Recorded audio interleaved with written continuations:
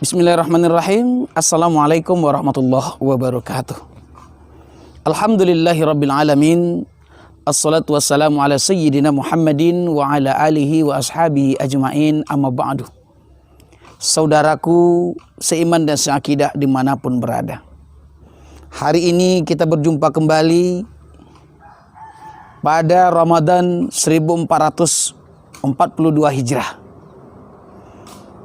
Maka tentunya yang paling pantas kita lakukan adalah memperbanyak rasa syukur dan puji kita kepada Allah Subhanahu wa taala.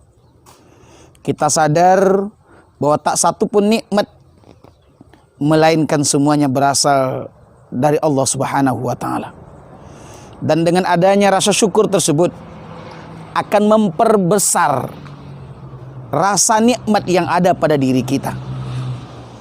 Karena bukan persoalan jumlah, bukan persoalan di mana dan setinggi apa kesuksesan yang sudah kita raih, tapi setinggi apa rasa syukur yang bisa kita serahkan kepada Allah Subhanahu wa taala. Semakin tinggi rasa syukur seseorang, semakin terasa melimpah nikmat dan rahmat Allah. Sebanyak apapun nikmat yang sudah Allah berikan kepada kita, tanpa disertai dengan rasa syukur, maka nikmat itu tak membekas apa-apa, justru membuat kita semakin kufur di hadapan Allah Subhanahu wa taala. Kemudian salawat yang beriring salam dengan ucapan Allahumma salli ala sayyidina Muhammad wa ala ali sayyidina Muhammad membasahi bibir dan lidah kita, ungkapan rasa rindu kita kepada Rasulullah sallallahu alaihi wasallam, dengan harapan semoga hendaknya ulu salam kita dijawab oleh Rasulullah sallallahu alaihi wasallam dan kita berada pada barisan panjangnya Rasulullah sallallahu alaihi wasallam di yaumil kiamah nanti. Saudaraku semanas akidah rahimakumullah. Ramadan dan puasa adalah dua yang mulia. Bahkan kemuliaan Ramadan itu kehadirannya disajajarkan dengan kehadiran Rasulullah sallallahu alaihi wasallam. Begitu mulianya Ramadan. Ketika Rasulullah sallallahu alaihi wasallam hijrah dari kota Mekah ke kota Madinah, maka para penduduk kota Madinah menyambut beliau dengan kalimat marhaban ya Rasulullah. Selamat datang wahai Rasulullah.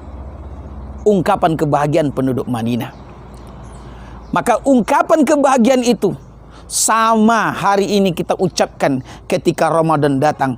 Marhaban ya Ramadan. Selamat datang Ramadan. Saudaraku seiman akidah rahimakumullah. Begitu tinggi dan mulianya Ramadan, sehingga seluruh penduduk bumi yang beragama Islam, yang berakidahkan tauhid, yakin akan Allah Tuhannya, yakin pada Muhammad sebagai Rasulnya, semuanya bergembira menyambut kehadiran bulan suci Ramadan. Karena mereka sadar bahwa ini memang bukan Ramadan yang pertama, tapi bisa jadi ini adalah Ramadan terakhir buat mereka.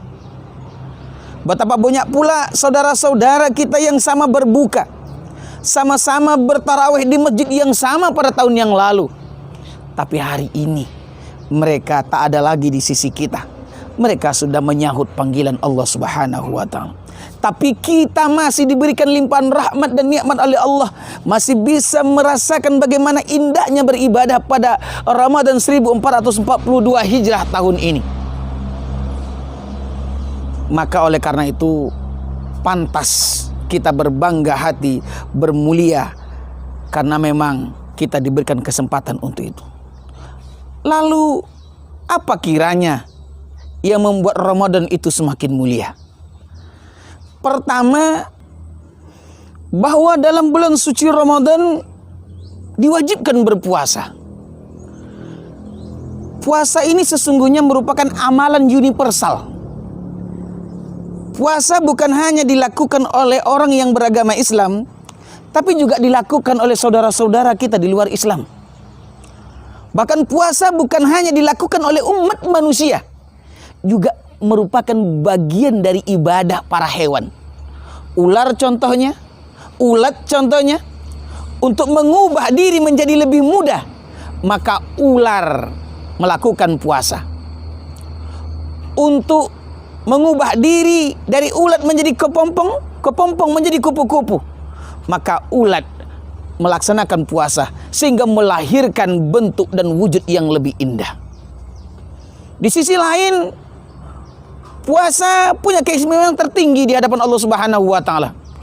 Di antara keistimewaan puasa itu bahwa puasa menjadi berbeda dibanding amalan ibadah yang lain. Karena puasa penilaiannya langsung diberikan oleh Allah Subhanahu wa taala. As-saumu li wa ana ajzi bih. Begitu Allah firmankan dalam sebuah hadits qudsi. Puasa itu untukku dan saya yang lebih pantas menentukan berapa nilainya. Seseorang berpuasa tidak bisa kita ukur dari pucat wajahnya, dari keringnya bibirnya, lelah tubuhnya. Bisa saja itu mungkin sebuah sandiwara. Tapi seseorang yang bisa menentukan bahwa ini pasti berpuasa atau tidaknya hanyalah orang yang mengamalkannya dan Allah saja. Kemudian di sisi lain, bahwa puasa merupakan tolak ukur keikhlasan seseorang. Dalam bulan Ramadan, jangankan untuk memakan hak orang lain, memakan hak kita sendiri, hasil jerih payah kita sendiri, usaha kita sendiri. Tapi di siang hari bulan Ramadan kita tak mau lakukan. Begitu jujurnya kita dalam bulan suci Ramadan. Apa yang kita harapkan adalah ikhlas karena Allah Subhanahu wa taala. Maka sekali lagi, puasa merupakan tolak ukur seseorang itu ikhlas atau tidaknya. Ini keistimewaan Ramadan yang pertama. Kemudian keistimewaan Ramadan yang kedua,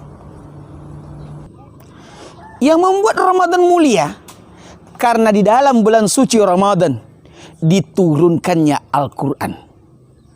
Syahrul Ramadan alladzi unzila fihi al-Quran hudan linnas. Bulan suci Ramadan merupakan bulan diturunkannya Al-Quran. Untuk apa Al-Quran? Hudan linnas, menjadi petunjuk pedoman hidup bagi manusia. Saudaraku seiman asyakidah rahimakumullah, apalagi mukjizat di muka bumi ini yang lebih besar melainkan Al-Quran. Al-Quran yang tak lapuk karena hujan, tak lekang karena panas, berlaku di setiap kondisi dan waktu, tak lekang karena zaman. Pada zaman apapun Al-Quran tetap berlaku. Dimanapun lokasi dan posisi dunianya, apapun budayanya, bisa disesuaikan oleh Al-Quran. Begitu agung dan mulianya Al-Quran. Al-Quran tidak hanya menyelamatkan kehidupan kita di dunia, tapi Al-Quran juga menyelamatkan kehidupan kita di akhirat nanti. Maka Al-Quran yang begitu agung dan mulia menjadi pedoman hidup bagi seluruh umat manusia. Ternyata dia diturunkan oleh Allah pada bulan suci Ramadan. Maka masihkah kita ragu untuk memperbanyak amal ibadah dalam bulan suci ini? Saudaraku seiman asyakidah dimanapun berada. Kemudian yang ketiga, yang membuat Ramadan semakin tampak lebih mulia lagi, karena memang dalam bulan suci Ramadan diturunkannya Lailatul Qadar. Maka Lailatul Qadar dalam Al-Quran jelas-jelas dinyatakan alfi syahrin, satu malam yang nilai beribadah pada malam itu sama dengan 1000 bulan, atau kalau kita konversikan menjadi tahun, nilainya sama dengan 83 tahun. Kita tahu bahwa umur kita pada akhir-akhir zaman ini 50 tahun, 60 tahun, maksimal hanya 65 atau paling tinggi 70 tahun. Kalaupun ada lebih dari itu, maka jumlahnya tidak terlalu banyak. Maka dengan amalan satu malam bisa menjadi bekal kita di akhirat nanti. Karena kalau kita kaji ke belakang, sudah berapa banyaklah amalan yang sudah kita lakukan. Sedekah, berapa sih kita sanggup bersedekah? Kebaikan kita kepada sesama manusia, berapa sih nilainya? Kalau itu kita andalkan untuk masuk surga, kita andalkan untuk mendapat dan meraih ridha Allah, kita andalkan untuk membela kehidupan kita di akhirat nanti, tentu akan sangat jauh. Jangankan kebaikan, kehidupan kita, perkataan kita, pikiran kita, hati kita tak lepas dari doa, dari dosa, setiap waktu, sepanjang masa. Tapi dengan beribadah pada malam itu, maka Allah tingkatkan nilai ibadah kita mudha'af, berlipat-lipat ganda tanpa ada batasan penilaiannya. Dan kita tahu betul bahwa Lailatul Qadar tidak diturunkan pada bulan-bulan yang lain, melainkan hanya diturunkan oleh Allah pada bulan Ramadan saja. Selanjutnya, keistimewaan Ramadan yang keempat. Pada bulan Ramadan disyariatkan beberapa amal ibadah yang tak disyariatkan pada bulan yang lain. Mana contohnya? Tarawih. Bahkan ada satu rukun Islam yang kita lakukan pada bulan suci Ramadan tidak bisa kita lakukan pada bulan yang lain, yaitu membayar zakat fitrah. Kenapa tidak bisa dilakukan pada bulan yang lain? Tentu ada rahasia di balik semua syariat ini, semua ketentuan ini. Tarawih kita 8 rakaat qadiyah, 20 rakaat qadiyah, atau 36 rakaat dan lain sebagainya, sesuai dengan amal ibadah yang kita lakukan. Tapi pastinya itu hanya bisa kita lakukan pada bulan Ramadan saja, dan tak bisa kita lakukan pada bulan-bulan yang lain. Begitu juga dengan zakat. Zakat fitrah tak bisa kita lakukan sebelum Ramadan masuk, dan sudah hilang kewajibannya setelah Ramadan berlalu, lebih tepatnya ketika khatib turun dari mimbar saat salat hari raya Idul Fitri.